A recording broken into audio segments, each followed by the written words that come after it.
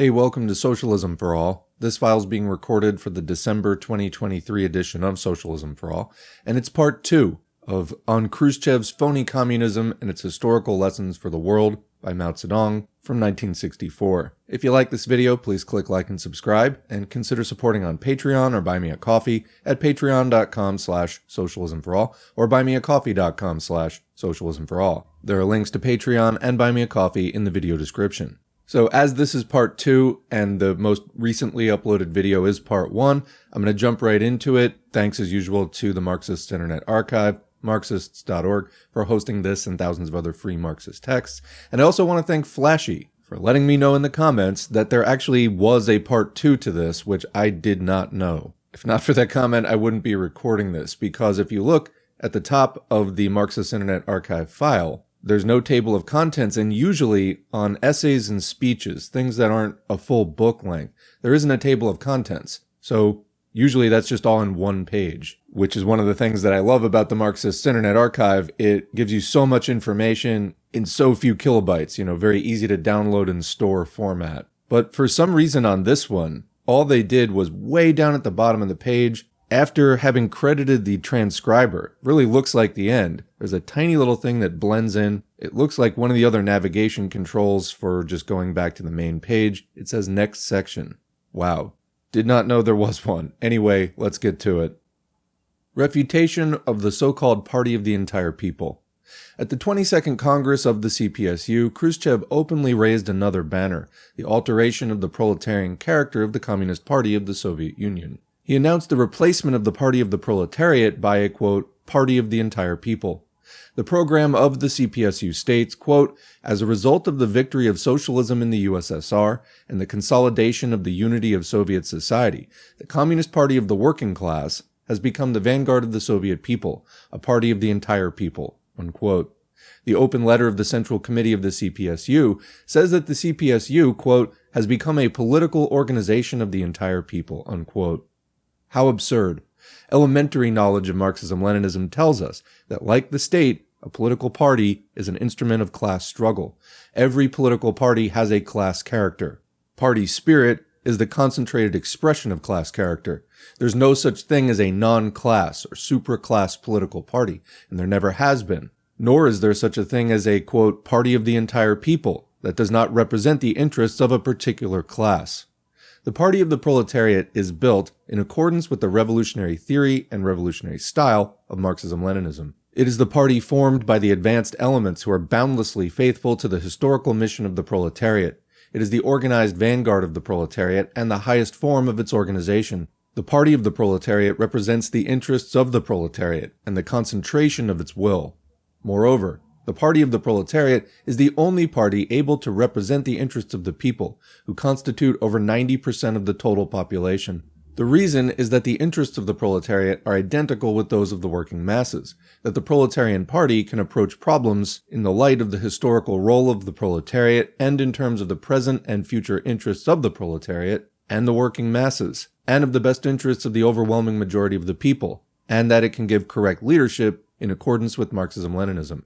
In addition to its members of working class origin, the Party of the Proletariat has members of other class origins, but the latter do not join the party as representatives of other classes. From the very day they join the party, they must abandon their former class stand and take the stand of the proletariat. Marx and Engels said, quote, if people of this kind join the proletarian movement, the first condition must be that they should not bring any remnants of bourgeois, petty bourgeois, etc., prejudices with them, but should wholeheartedly adopt the proletarian outlook. That's quoting from a letter from Marx and Engels, 1879. The basic principles concerning the proletarian party were long ago elucidated by Marxism-Leninism, but in the opinion of the revisionist Khrushchev clique, these principles are, quote, stereotyped formulas, while their, quote, party of the entire people conforms to the, quote, actual dialectics of the development of the Communist Party. That's quoting from an article called From the Party of the Working Class to the Party of the Whole Soviet People, 1964, by the editorial board of Partiyaya Jizn.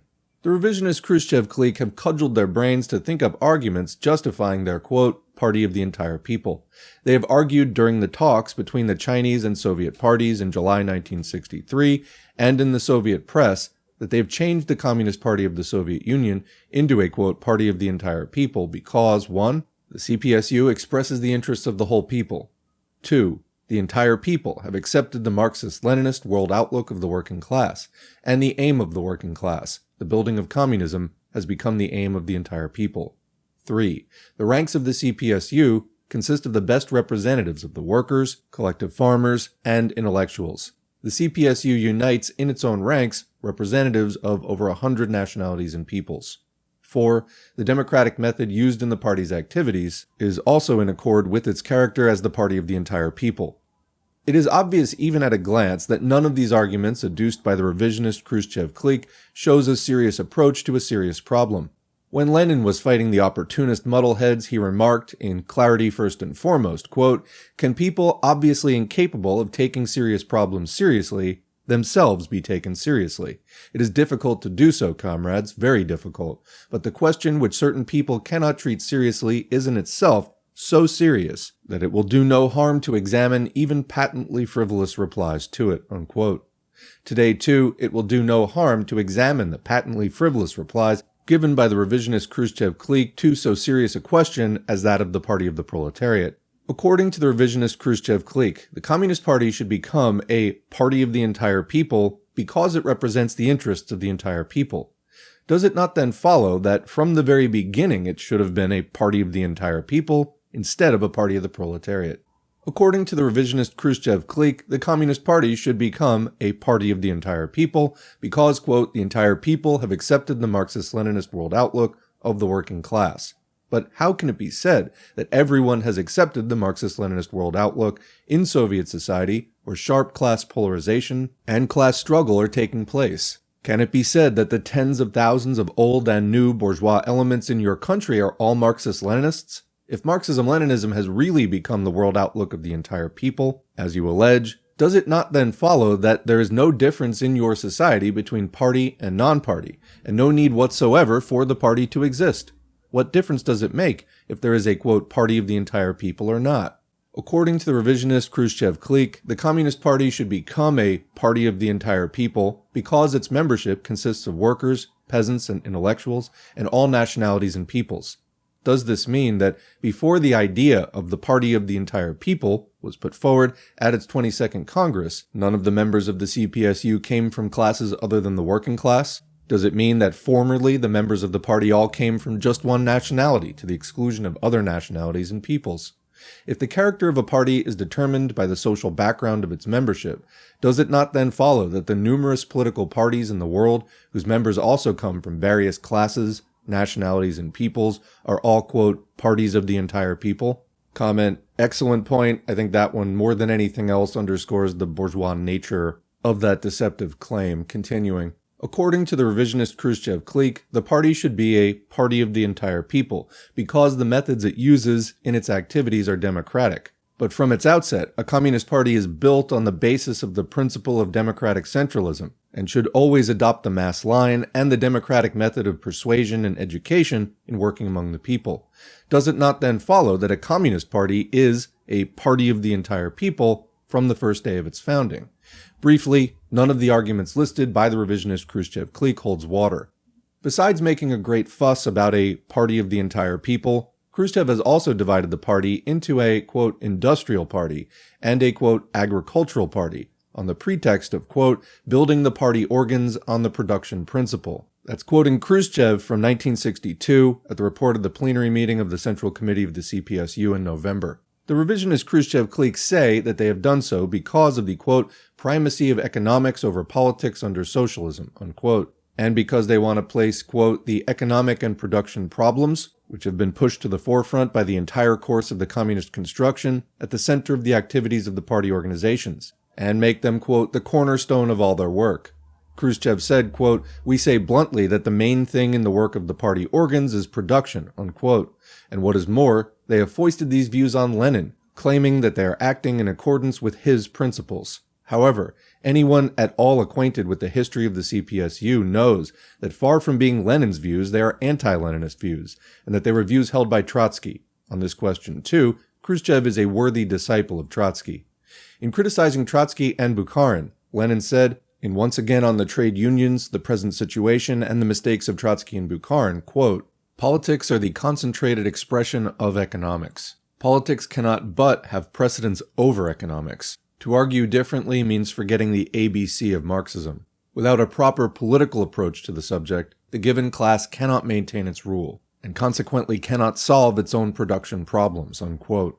The facts are crystal clear. The real purpose of the revisionist Khrushchev clique in proposing a, quote, party of the entire people was completely to alter the proletarian character of the CPSU and transform the Marxist-Leninist party into a revisionist party. The great Communist Party of the Soviet Union is confronted with the grave danger of degenerating from a party of the proletariat into a party of the bourgeoisie, and from a Marxist-Leninist into a revisionist party. Lenin said in How Vera Zasulich Demolishes Liquidationism, quote, "A party that wants to exist cannot allow the slightest wavering on the question of its existence or any argument with those who may bury it," unquote. At present, the revisionist Khrushchev clique is again confronting the broad membership of the great Communist Party of the Soviet Union with precisely this serious question. Khrushchev's phony communism.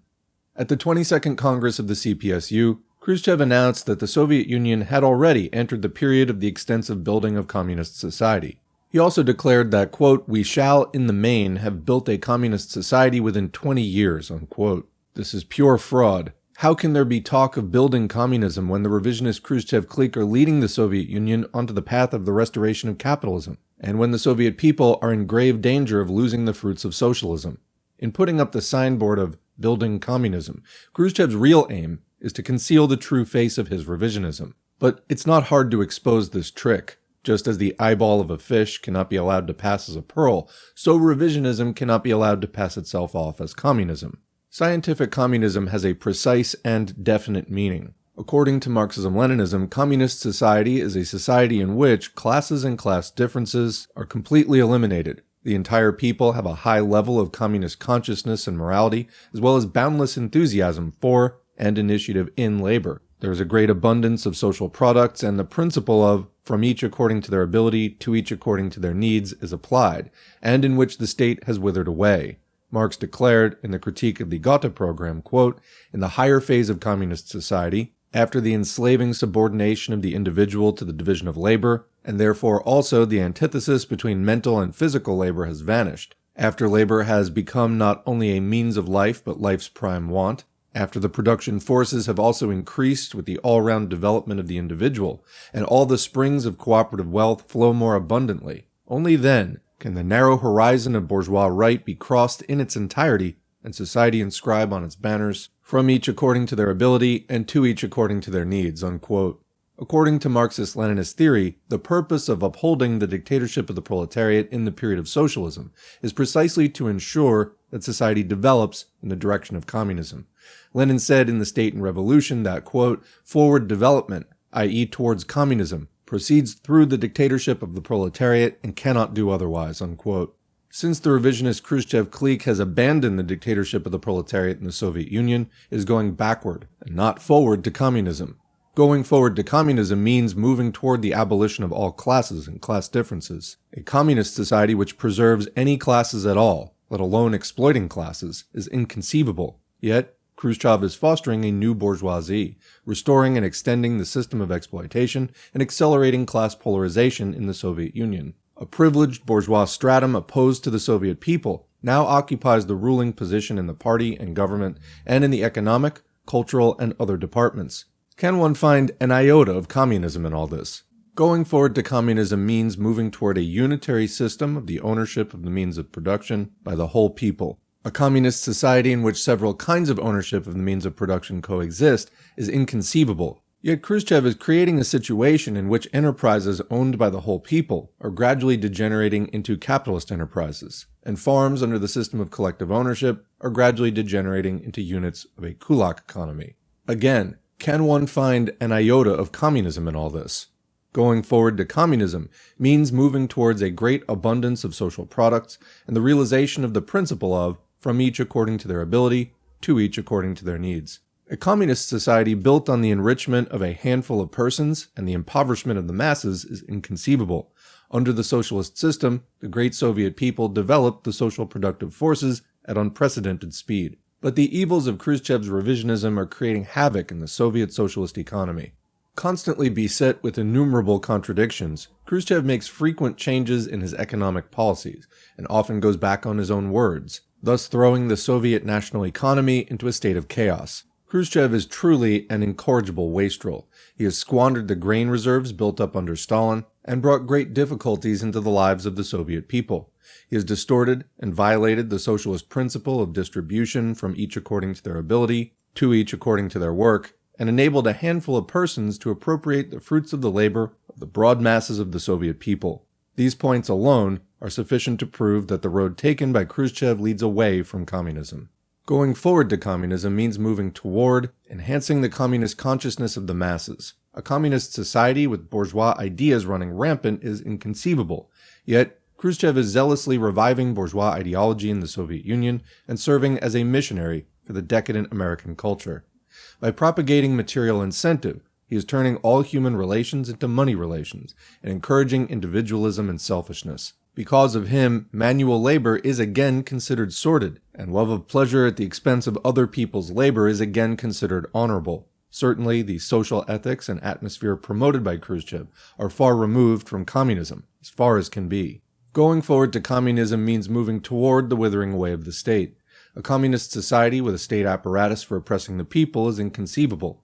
The state of the dictatorship of the proletariat is actually no longer a state in its original sense, because it is no longer a machine used by the exploiting few to oppress the overwhelming majority of the people, but a machine for exercising dictatorship over a very small number of exploiters, while democracy is practiced among the overwhelming majority of the people. Khrushchev is altering the character of Soviet state power, and changing the dictatorship of the proletariat back into an instrument whereby a handful of privileged bourgeois elements exercise dictatorship over the mass of Soviet workers, peasants, and intellectuals. He is continuously strengthening his dictatorial state apparatus and intensifying his repression of the Soviet people. It is indeed a great mockery to talk about communism in these circumstances. A comparison of all this with the principles of scientific communism readily reveals that in every respect the revisionist Khrushchev clique are leading the Soviet Union away from the path of socialism and onto the path of capitalism, and as a consequence, further and further away from, instead of closer to, the communist goal of from each according to their ability to each according to their needs. Khrushchev has ulterior motives when he puts up his signboard of communism. He's using it to fool the Soviet people and cover up his effort to restore capitalism. He's using it to deceive the international proletariat and the revolutionary people the world over and betray proletarian internationalism. Under this signboard, the Khrushchev clique has itself abandoned proletarian internationalism and is seeking a partnership with U.S. imperialism for the partition of the world.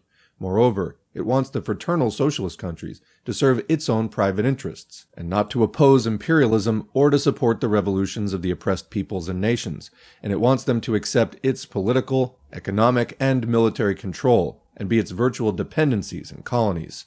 Furthermore, the Khrushchev clique wants all the oppressed peoples and nations to serve its private interests, and abandon their revolutionary struggles, so as not to disturb its sweet dream of partnership with imperialism for the division of the world, and instead submit to enslavement and oppression by imperialism and its lackeys. In short, Khrushchev's slogan of basically building a communist society within 20 years in the Soviet Union is not only false but also reactionary. The revisionist Khrushchev clique say that the Chinese, quote, go to the length of questioning the very right of our party and people to build communism, unquote. That's quoting Suslov, reported at the plenary meeting of the Central Committee of the CPSU, 1964.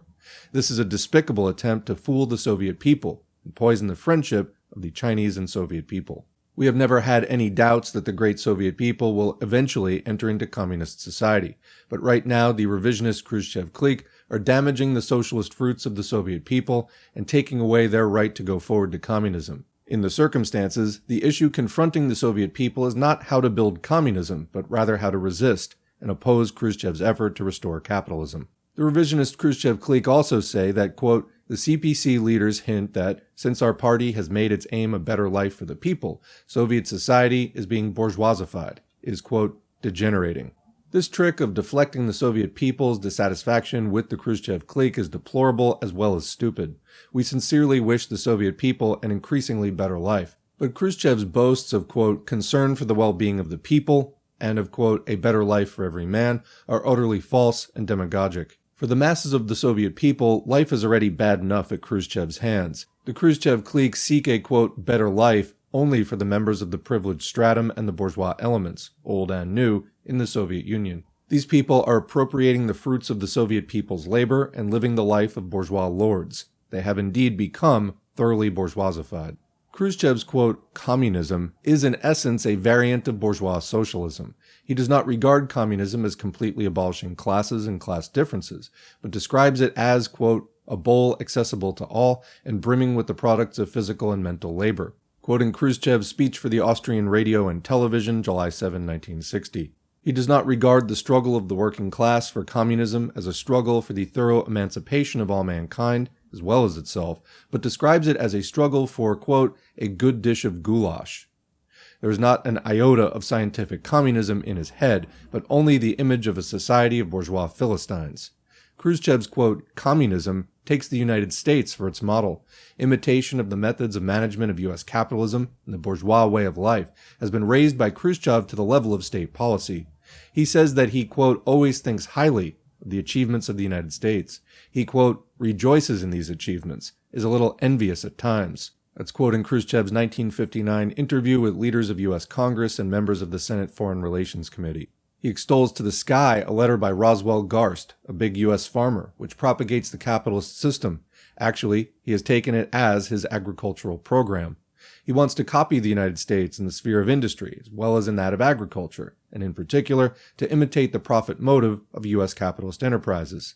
He shows great admiration for the American way of life, asserting that the American people, quote, do not live badly, under the rule and enslavement of monopoly capital. That's quoting Khrushchev 1959 talk at a meeting with businessmen and public leaders in Pittsburgh, USA.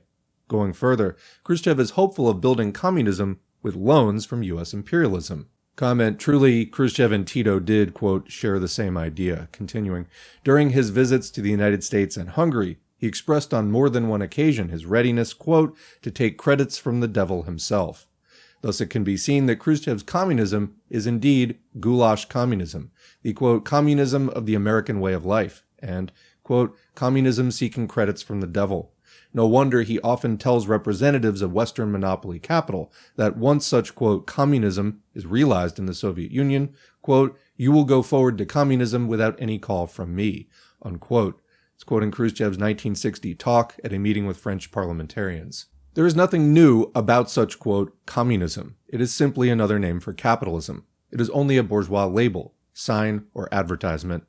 In ridiculing the old-line revisionist parties which set up the signboard of Marxism, Lenin said, in Imperialism and the Split in Socialism, quote, wherever Marxism is popular among the workers, this political tendency, the bourgeois labor party, will swear by the name of Marx. It cannot be prohibited from doing this, just as a trading firm cannot be prohibited from using any particular label, sign, or advertisement, unquote. It is thus easily understandable why Khrushchev's, quote, communism is appreciated by imperialism and monopoly capital. The U.S. Secretary of State Dean Rusk has said, quote, to the extent that goulash and the second pair of trousers and questions of that sort become more important in the Soviet Union, I think that to an extent a moderating influence has come into the present scene, unquote, BBC, 1964. And the British Prime Minister Douglas Home has said, quote, Mr. Khrushchev said that the Russian brand of communism puts education and goulash first. That is good. Goulash communism is better than war communism, and I'm glad to have this confirmation of our view that fat and comfortable communists are better than lean and hungry communists, unquote. Comment, interesting, because who was pushing the war against the communists that resulted in that situation? Continuing, Khrushchev's revisionism entirely caters to the policy of peaceful evolution, which U.S. imperialism is pursuing with regard to the Soviet Union and other socialist countries. John Foster Dulles said, quote, there was evidence within the Soviet Union of forces toward greater liberalism, which, if they persisted, could bring about a basic change, comment like maybe counter-revolution, in the Soviet Union, unquote, 1956. The liberal forces Dulles talked about are capitalist forces.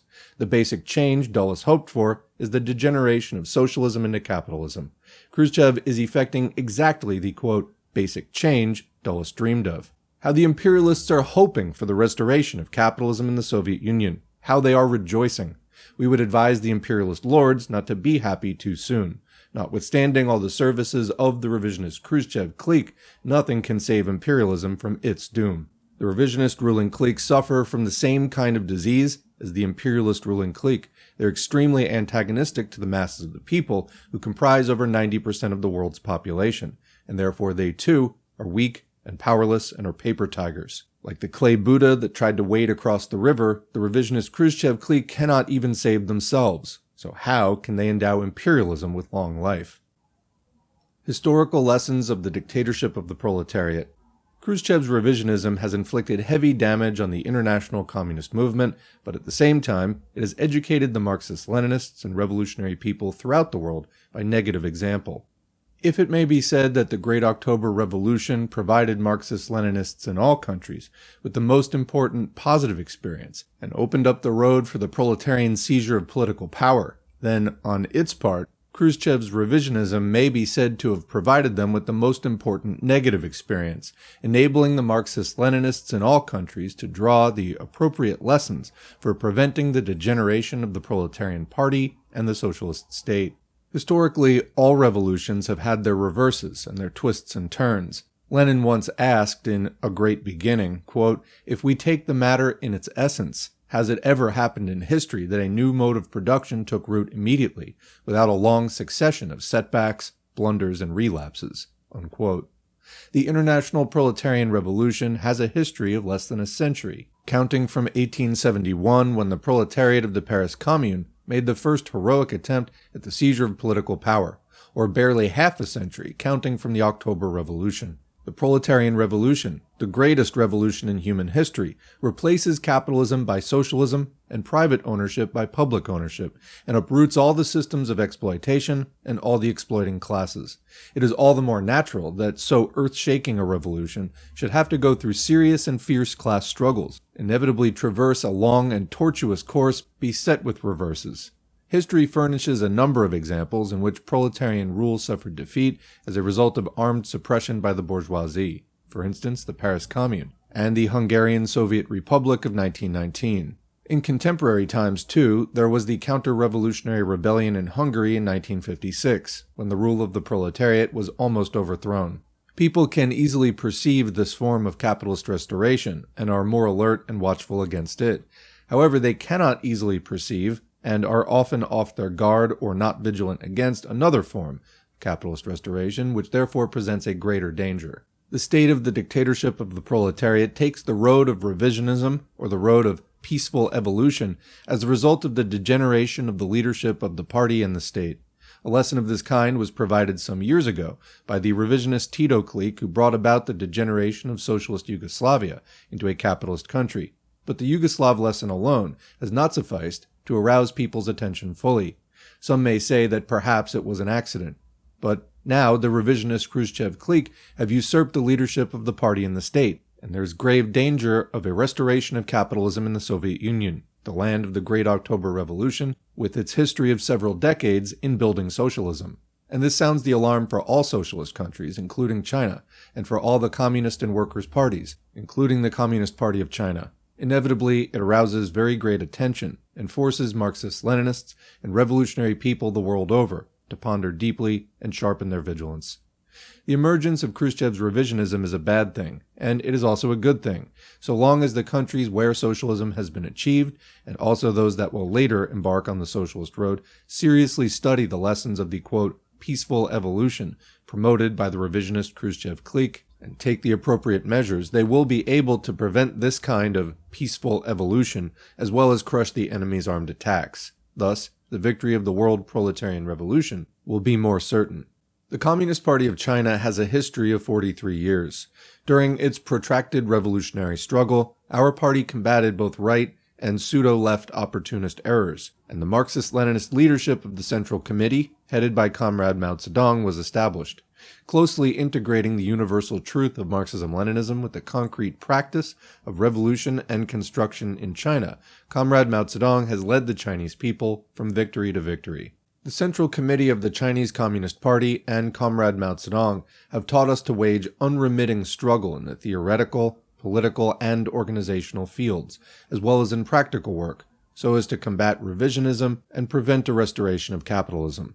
The Chinese people have gone through protracted revolutionary armed struggles and possess a glorious revolutionary tradition. The Chinese People's Liberation Army is armed with Mao Zedong's thinking and inseparably linked to the masses. The numerous cadres of the Chinese Communist Party have been educated and tempered in rectification movements and sharp class struggles. All these factors make it very difficult to restore capitalism in our country. But let us look at the facts. Is our society today thoroughly clean? No, it is not. Classes and class struggles still remain. The activities of the overthrown reactionary classes plotting a comeback still continue, and we still have speculative activities by old and new bourgeois elements, and desperate forays by embezzlers, grafters, and degenerates. There are also cases of degeneration in a few primary organizations. What's more, these degenerates do their utmost to find protectors and agents in the higher leading bodies. We should not in the least slacken our vigilance against such phenomena, but must keep fully alert. The struggle in the socialist countries between the road of socialism and the road of capitalism, between the forces of capitalism attempting a comeback and the forces opposing it, is unavoidable. But the restoration of capitalism in the socialist countries and their degeneration into capitalist countries are certainly not unavoidable. We can prevent the restoration of capitalism so long as there is a correct leadership and a correct understanding of the problem. So long as we adhere to the revolutionary Marxist-Leninist line, take the appropriate measures, and wage a prolonged, unremitting struggle. The struggle between the socialist and capitalist roads can become a driving force for social advance. How can the restoration of capitalism be prevented? On this question, Comrade Mao Zedong has formulated a set of theories and policies, after summing up the practical experience of the dictatorship of the proletariat in China and studying the positive and negative experience of other countries, mainly the Soviet Union, in accordance with the basic principles of Marxism-Leninism, and has thus enriched and developed the Marxist-Leninist theory of the dictatorship of the proletariat. The main contents of the theories and policies advanced by Comrade Mao Zedong in this connection are as follows. First, it is necessary to apply the Marxist-Leninist law of the unity of opposites to the study of socialist society. The law of contradictions in all things, i.e. the law of the unity of opposites, is a fundamental law of materialist dialectics. It operates everywhere, whether in the natural world, in human society, or in human thought. The opposites in a contradiction both unite and struggle with each other, and it is this that forces things to move and change. Socialist society is no exception.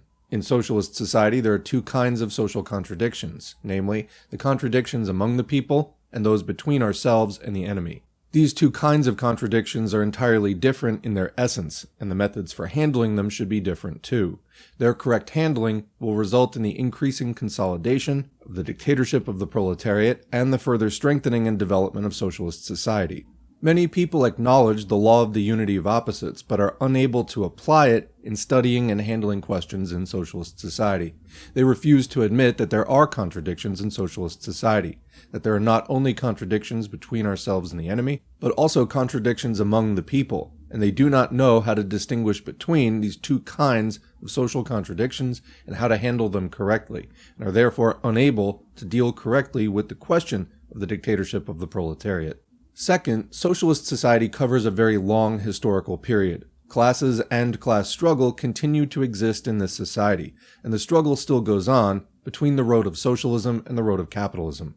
The socialist revolution on the economic front, in the ownership of the means of production, is insufficient by itself and cannot be consolidated. There must also be a thorough socialist revolution on the political and ideological fronts. Here, a very long period of time is needed to decide who will win in the struggle between socialism and capitalism.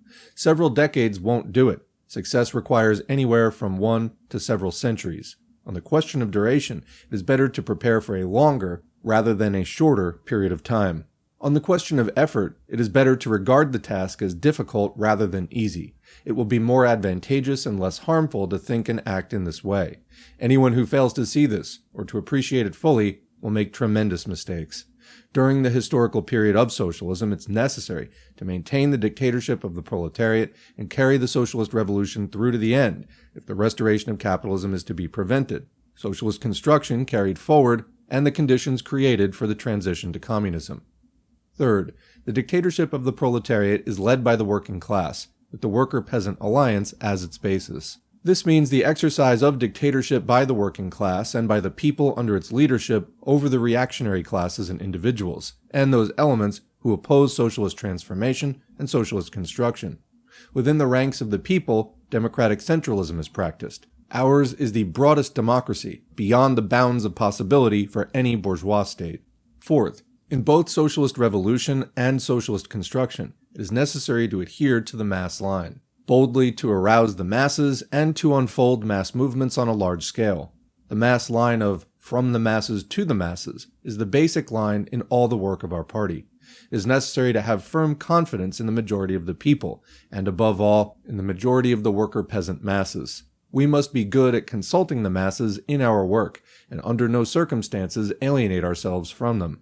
Both commandism and the attitude of one dispensing favors have to be fought. The full and frank expression of views in great debates are important forms of revolutionary struggle which have been created by the people of our country in the course of their long revolutionary fight. Forms of struggle which rely on the masses for resolving contradictions among the people and contradictions between ourselves and the enemy.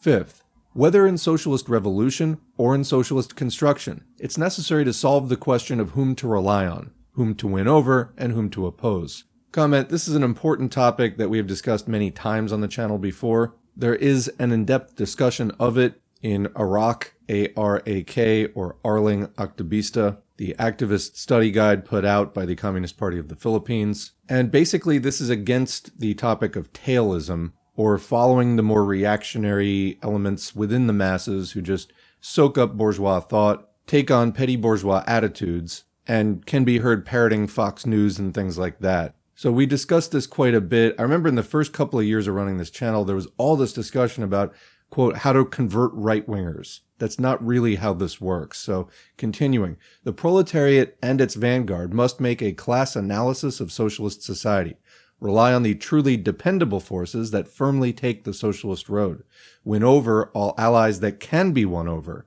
and unite with the masses of the people, who constitute more than 95% of the population, in a common struggle against the enemies of socialism. In the rural areas, after the collectivization of agriculture, it's necessary to rely on the poor and lower middle peasants in order to consolidate the dictatorship of the proletariat and the worker-peasant alliance, defeat the spontaneous capitalist tendencies, and extend the policies of socialism. Comment: so that's some commentary from Mao about doing this in a socialist society, similar to but different from the tasks of communists trying to organize in a capitalist society. Continuing. Sixth, it is necessary to conduct extensive socialist education movements repeatedly in the cities and the countryside. In these continuous movements for educating the people, we must be good at organizing the revolutionary class forces, enhancing their class consciousness, correctly handling contradictions among the people, and uniting all those who can be united.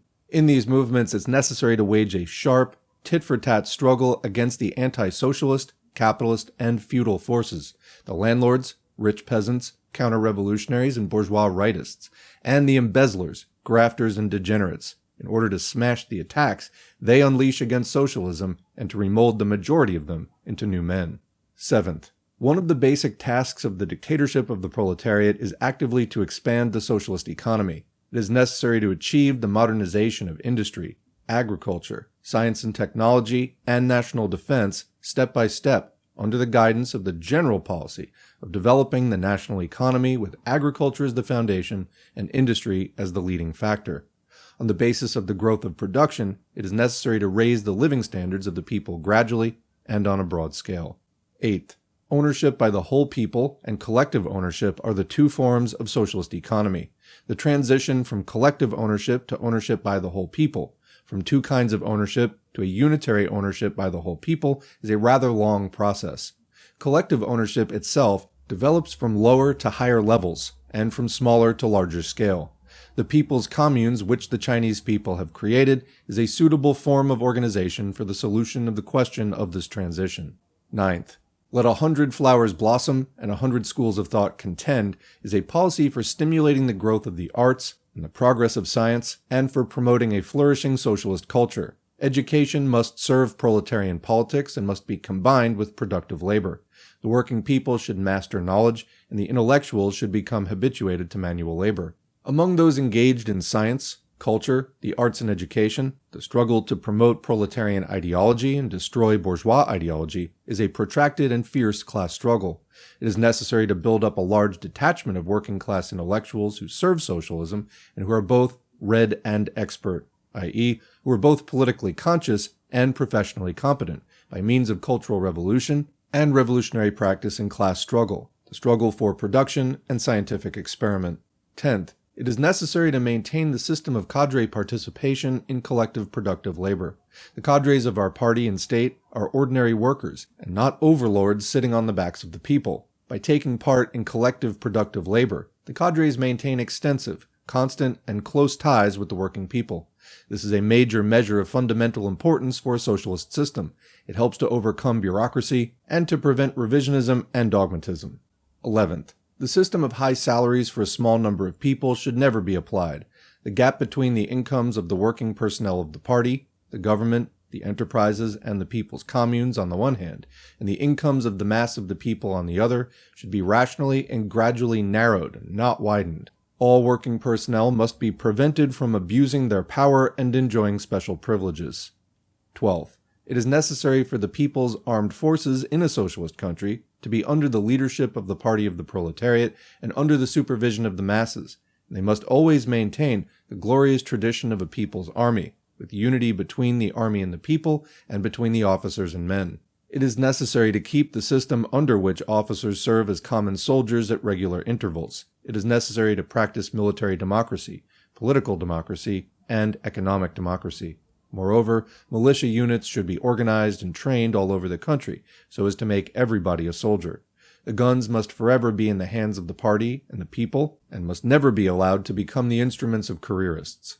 13th, the people's public security organs must always be under the leadership of the party of the proletariat and under the supervision of the mass of the people. In the struggle to defend the fruits of socialism and the people's interests, the policy must be applied of relying on the combined efforts of the broad masses and the security organs, so that not a single bad person escapes or a single good person is wronged. Counter-revolutionaries must be suppressed whenever found, and mistakes must be corrected whenever discovered. 14th, in foreign policy, it is necessary to uphold proletarian internationalism and oppose great power chauvinism and national egoism. The socialist camp is the product of the struggle of the international proletariat and working people. It belongs to the proletariat and working people of the whole world, as well as to the people of the socialist countries. We must truly put into effect the fighting slogans, "Workers of all countries unite," and "Workers and oppressed nations of the world unite." Resolutely combat the anti-communist, anti-popular, and counter-revolutionary policies of imperialism and reaction, and support the revolutionary struggles of all the oppressed classes and oppressed nations. Relations among socialist countries should be based on the principles of independence, complete equality, and the proletarian internationalist principle of mutual support and mutual assistance. Every socialist country should rely mainly on itself for its construction. If any socialist country practices national egoism in its foreign policy, or worse yet, eagerly works in partnership with imperialism for the partition of the world, such conduct is degenerate and a betrayal of proletarian internationalism. 15th. As the vanguard of the proletariat, the Communist Party must exist as long as the dictatorship of the proletariat exists. The Communist Party is the highest form of organization of the proletariat. The leading role of the proletariat is realized through the leadership of the Communist Party. The system of party committees exercising leadership must be put into effect in all departments. During the period of the dictatorship of the proletariat, the Proletarian Party must maintain and strengthen its close ties with the proletariat and the broad masses of the working people, maintain and develop its vigorous revolutionary style, uphold the principle of integrating the universal truth of Marxism-Leninism with the concrete practice of its own country, and persist in the struggle against revisionism, dogmatism, and opportunism of every kind. In the light of the historical lessons of the dictatorship of the proletariat, Comrade Mao Zedong has stated, in the 7 well-written documents of the Zhejiang province concerning cadres' participation in physical labor of 1963, quote, "Class struggle, the struggle for production and scientific experiment are the 3 great revolutionary movements for building a mighty socialist country. These movements are a sure guarantee that communists will be free from bureaucracy and immune against revisionism and dogmatism, and will forever remain invincible. They are a reliable guarantee that the proletariat will be able to unite with the broad working masses and realize a democratic dictatorship. If, in the absence of these movements, the landlords, rich peasants, counter-revolutionaries, bad elements, and ogres of all kinds were allowed to crawl out, while our cadres were to shut their eyes to all this and, in many cases, fail even to differentiate between the enemy and ourselves, but were to collaborate with the enemy and become corrupted and demoralized, if our cadres were thus dragged into the enemy camp, or the enemy were able to sneak into our ranks, and if many of our workers, peasants, and intellectuals were left defenseless against both the soft and the hard tactics of the enemy, then it would not take long, perhaps only several years or a decade, or several decades at most, before a counter-revolutionary restoration on a national scale inevitably occurred. The Marxist-Leninist Party would inevitably become a revisionist party or a fascist party, and the whole of China would change its color." Unquote.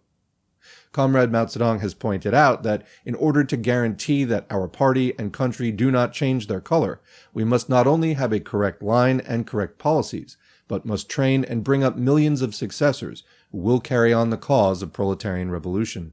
In the final analysis, the question of training successors for the revolutionary cause of the proletariat is one of whether or not there will be people who can carry on the Marxist-Leninist revolutionary cause started by the older generation of proletarian revolutionaries. Whether or not the leadership of our party and state will remain in the hands of proletarian revolutionaries, whether or not our descendants will continue to march along the correct road laid down by Marxism-Leninism, or, in other words, whether or not we can successfully prevent the emergence of Khrushchevite revisionism in China. In short, it is an extremely important question, a matter of life and death for our party and our country. It is a question of fundamental importance to the proletarian revolutionary cause for 100, 1,000, nay, 10,000 years. Basing themselves on the changes in the Soviet Union, the imperialist prophets are pinning their hopes on peaceful evolution on the third or fourth generation of the Chinese party. We must shatter these imperialist prophecies. From our highest organizations down to the grassroots, we must everywhere give constant attention to the training and upbringing of successors to the revolutionary cause. What are the requirements for worthy successors to the revolutionary cause of the proletariat? They must be genuine Marxist-Leninists, and not revisionists like Khrushchev wearing the cloak of Marxism-Leninism. They must be revolutionaries who wholeheartedly serve the majority of the people of China and the whole world, and must not be like Khrushchev, who serves both the interests of a handful of members of the privileged bourgeois stratum in his own country and those of foreign imperialism and reaction. They must be proletarian statesmen, capable of uniting and working together with the overwhelming majority. Not only must they unite with those who agree with them, they must be good at uniting with those who disagree, and even with those who formerly opposed them and have since been proven wrong. But they must especially watch out for careerists and conspirators like Khrushchev, and prevent such bad elements from usurping the leadership of the party and government at any level. They must be models in applying the party's democratic centralism. They must master the method of leadership based on the principle of from the masses to the masses, and must cultivate a democratic style and be good at listening to the masses. They must not be despotic like Khrushchev and violate the party's democratic centralism, make surprise attacks on comrades, or act arbitrarily and dictatorially. They must be modest and prudent and guard against arrogance and impetuosity. They must be imbued with the spirit of self-criticism and have the courage to correct mistakes and shortcomings in their work.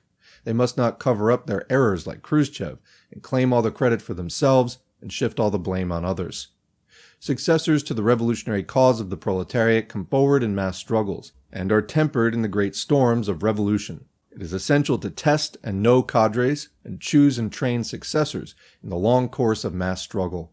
The above principles advanced by Comrade Mao Zedong are creative developments of Marxism-Leninism, to the theoretical arsenal of which they add new weapons of decisive importance for us in preventing the restoration of capitalism. So long as we follow these principles, we can consolidate the dictatorship of the proletariat, ensure that our party and state will never change color, successfully conduct the socialist revolution and socialist construction, help all people's revolutionary movements for the overthrow of imperialism and its lackeys, and guarantee the future transition from socialism to communism. Conclusion. Regarding the emergence of the revisionist Khrushchev clique in the Soviet Union, our attitude as Marxist-Leninists is the same as our attitude toward any disturbance. First, we are against it. Second, we are not afraid of it. We did not wish it and are opposed to it. But since the revisionist Khrushchev clique have already emerged, there's nothing terrifying about it. There's no need for alarm. The earth will continue to revolve. History will continue to move forward. The people of the world will, as always, make revolutions, and the imperialists and their lackeys will inevitably meet their doom.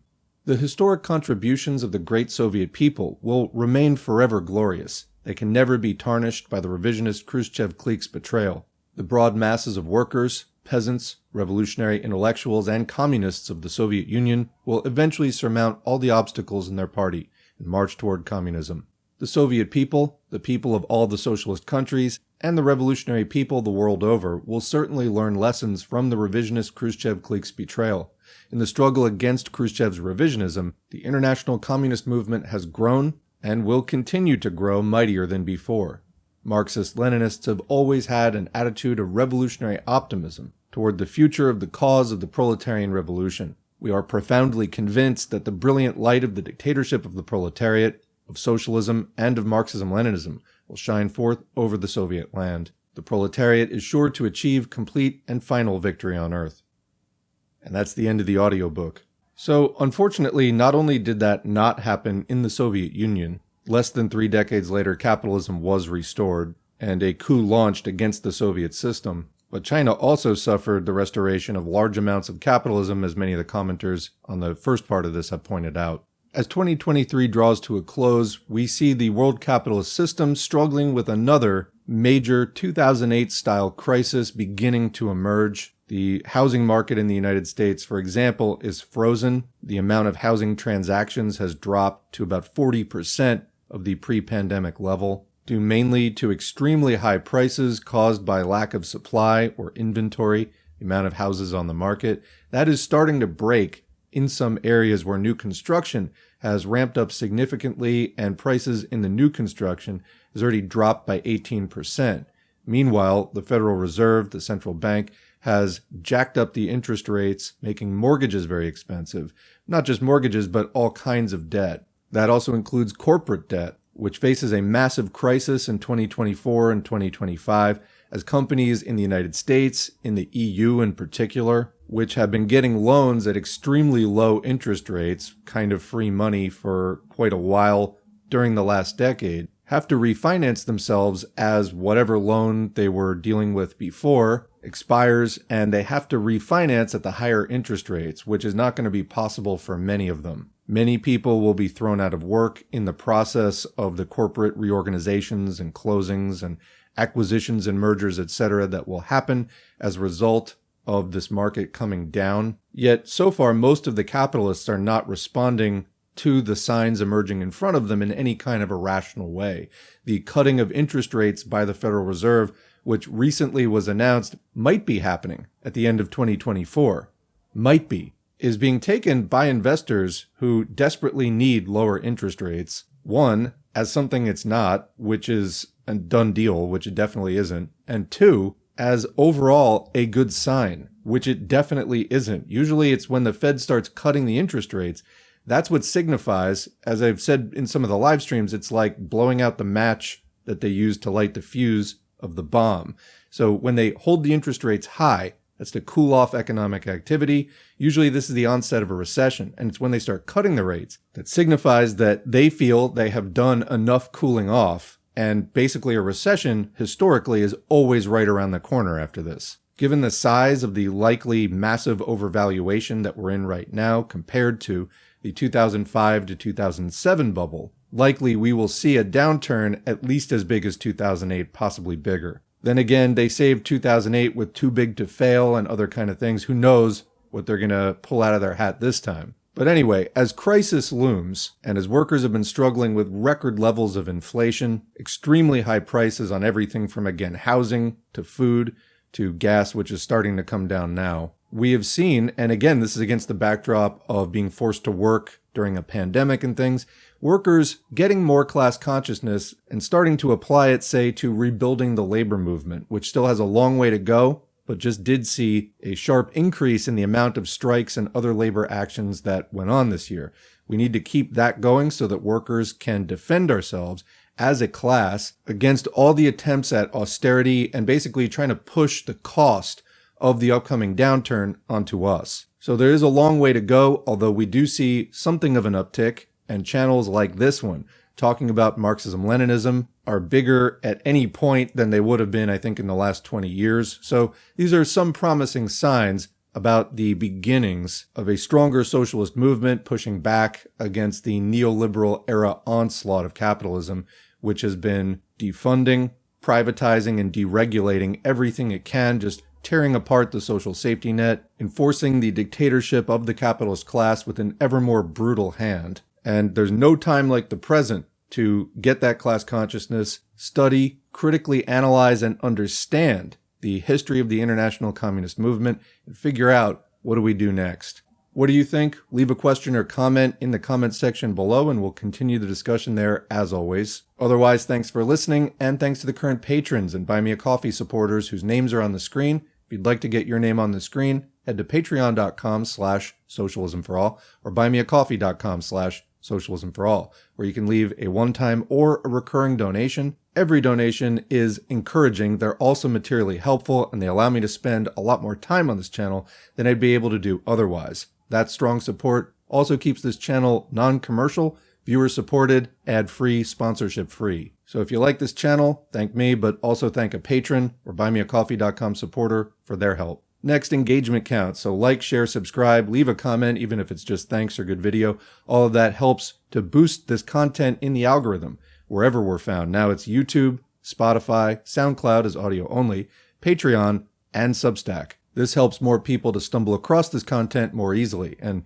we've got to put it in the hands of more people as this crisis mounts. Finally, the most important thing, you can do agitation and education online all day, but organizing occurs in the real world. That's where the rubber meets the road, so connect with the local left in your city, region, or state, network with comrades, put yourself out there as available, get involved, get in touch with people, and through this you'll be able to find projects currently underway which maybe don't have an internet presence and which you wouldn't be able to connect with if you don't know the right people. Thanks again for listening, and we'll see you in the next video.